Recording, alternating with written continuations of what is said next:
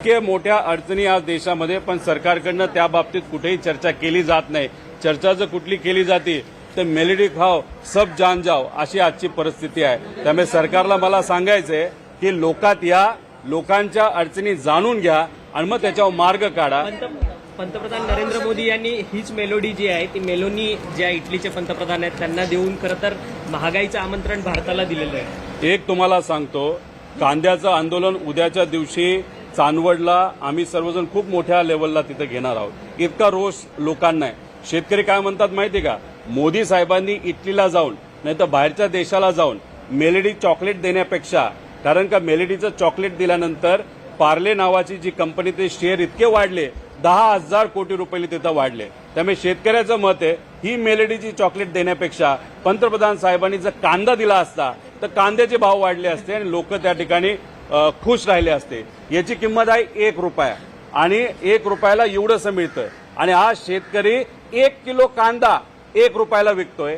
कुठेतरी या सरकारला लाज वाटली पाहिजे असं आमचं मत आहे. त्यामुळे उद्या खूप मोठ्या संख्येने आम्ही असू, काँग्रेसचे नेते सपकाळ साहेब असतील, शशिकांत शिंदे साहेब आमच्या पक्षातले नेते असतील, दानवे साहेब उद्धव ठाकरे साहेबांच्या पक्षातले आणि सीपीएम असं मिळून एक मोठं आंदोलन चांदवडला सकाळी 9 वाजता उद्या 26 तारखेला त्या ठिकाणी घेतात. दादा, राज्यात सगळ्या निवडणुका ज्या आहेत त्या बिनविरोध घेण्याच्या संदर्भातल्या हालचाली सध्या सुरू आहेत. अखिल भारतीय चित्रपट महामंडळाच्या निवडणुकीत सुद्धा आता मंत्री उदय सामंत यांच्या दुसऱ्या पत्नी नीलम शिर्के या निवडणुकीत आलेल्या आहेत आणि त्यांच्यामुळे अनेक लोकांचे फॉर्म जे आहेत उमेदवारी फॉर्म ते पोहोचलेच नाही. स्वतः अभिनेते विजय पाटकर यांनी आरोप केला आहे. क्रांती रेडकर, निशिगंधा वाड यांच्या देखील फॉर्म जे आहेत ते या निवडणुकीत सबमिट झालेले नाही. अशा पद्धतीने राजकारण जर या लेवलला आणि या संस्थेमध्ये सुद्धा जर येत असेल ते अतिशय दुर्दैव आहे असं आपल्याला त्या ठिकाणी म्हणावं लागेल.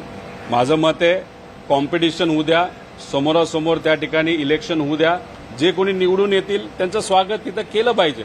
ठीक आहे, बऱ्याच लोकांचं एक उद्दिष्ट असतं की आपण एखादी महिला कलाकार हे अध्यक्ष झालं पाहिजे, पण मग त्याच झाल्या पाहिजे असं नाही. स्पर्धेतून एखाद्या महिला अध्यक्ष व्हायला काही हरकत नाही. त्यामुळे अशा पद्धतीने दबाव जर टाकला जात असेल तर मला असं वाटतंय सिनी क्षेत्रामध्ये नाही तर त्या कला क्षेत्रामधल्या लोकांनी कुठं ना कुठेतरी बोललं पाहिजे. सामान्य लोकांचा आवाज तर दाबलाच जातोय, मीडियाचा दाबलाच जातोय, पण सिनी क्षेत्र आणि जे कला क्षेत्रातल्या लोकांचा सुद्धा आवाज अशा पद्धतीने दाबला जात असेल तर हे निषेध करण्यासारखं आहे. आणि या गोष्टीचा जर असं काही होत असेल जे आम्हाला कानावर आलेलं आहे तर आम्ही या बाबतीतचा निषेध त्या ठिकाणी करतो. सर, संजय गायकवाड यांची आता पोलिसांमार्फत चौकशी केली जाणार. प्रशांत अंबी यांना खरं तर धमकी प्रकरण दिलेलं होतं. तुम्ही स्वतः कोल्हापूरमध्ये जाऊन पोलीस स्टेशनमध्ये ठाण मांडून बसलेला होता.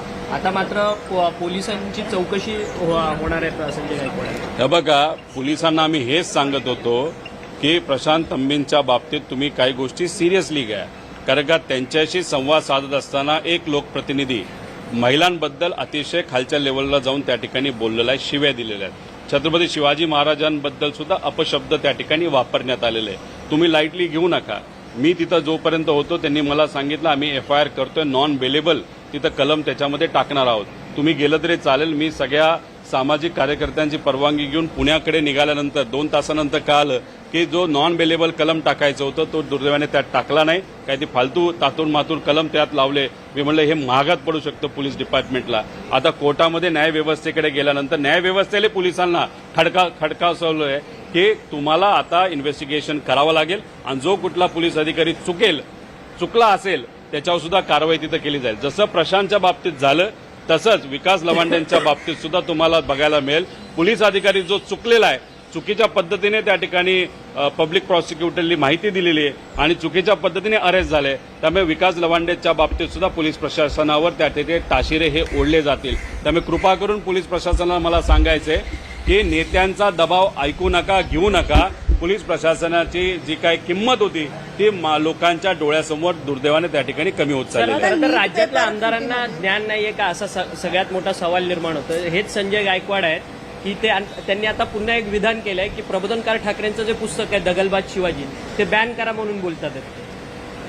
तर बघा, आता ज्या माणसाला 4थी पास जर असेल, अभ्यास त्या ठिकाणी केला गेला नसेल, विचार हे माहीत नसतील, पूर्वी उद्धव ठाकरे साहेबांच्या बाजूली असताना ते कसे बोलायचे, आता एकनाथ शिंदे साहेबांकडे गेल्यानंतर ते कसे बोलायला लागले हे आपल्या सगळ्यांना माहिती आहे. त्यामुळे मला असं वाटतं की ही जी काही नवीन पक्ष आहे एकनाथ शिंदे साहेबांचा, त्या पक्षामध्ये तिथे असणाऱ्या आमदारांना हेच संस्कार दिले जातात असं आपल्याला म्हणावं लागेल. जर तसं नसेल तर एकनाथ शिंदे साहेबांनी सांगावं, अरे तो चुकतोय, त्याला बाजूला तरी करा, नाही तर त्याच्यावर कारवाई करा. तेवढी मात्र आजच्या वातावरणामध्ये, कारण का भाजप टपून आहे की कोण कुठला आमदार शिंदे गटाचा नाही तर अजितदादांच्या पक्षाचा हा आपल्याला मिळतोय हे बघायला. त्यामुळे कदाचित एकनाथ शिंदे साहेबांमध्ये ती धमक नसावी आज तरी, कारण का मोठे नेते आहेत.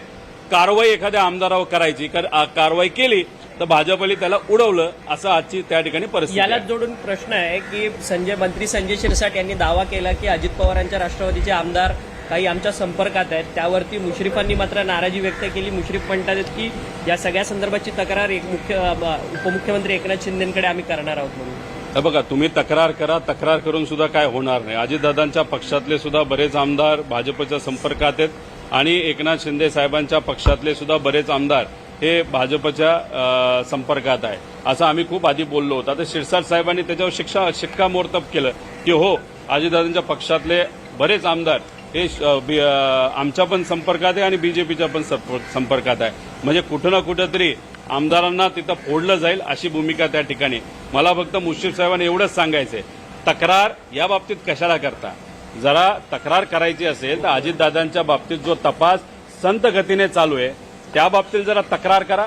तुमच्याच पक्षाने सांगितलं होतं ना की अजितदादांचे जे काय तपास आहे हा सीबीआयकडे द्यावा. त्यासाठी तुम्हाला सत्तेत असून सुद्धा स्मरणपत्र द्यावं लागलं.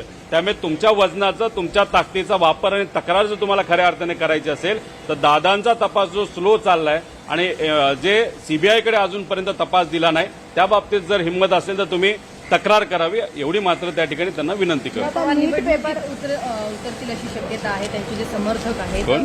जय पवार आगामी या विधान परिषदेच्या निवडणुकीत उतरतील. पोस्टर बिस्टर व्हायरल होतात. कसं पाहतात? हे बघा, आता त्याच्या मनामध्ये आहे नाही आहे, त्यांच्या पक्षामध्ये आहे नाही आहे, पण कसं असतं की एखादा व्यक्ती जेव्हा राजकारणात नवीन नवीन येतो तेव्हा काही आसपास काही कार्यकर्ते जुडले जातात आणि काही कार्यकर्ते टीव्हीवर येण्यासाठी व त्या नेत्याच्या जवळ जाण्यासाठी व चांगलं एक म्हणतात ना गोडी गोडी, जसं हे मेलडी आहे तसं गोड गोड एक कुठेतरी संबंध त्या ठिकाणी व्हावेत. सत्तेत कामं बरीच होतात म्हणून काही लोक पोस्टर तिथं करत असतात. पण शेवटी पक्ष काय निर्णय घेतो त्याच्यावर त्या ठिकाणी असतं. पण विषय एवढाच असतो, कुठलाही पक्ष लांबचा जर विचार करत असेल तर त्यांचे निष्ठावंत, दादांबरोबर राहिलेले जे निष्ठावंत लोक आहेत, पदाधिकारी आहेत, त्यांना कदाचित प्राधान्य देणं हे जास्त महत्वाचं असतं. पण शेवटी निर्णय हा पक्षाचा असतो.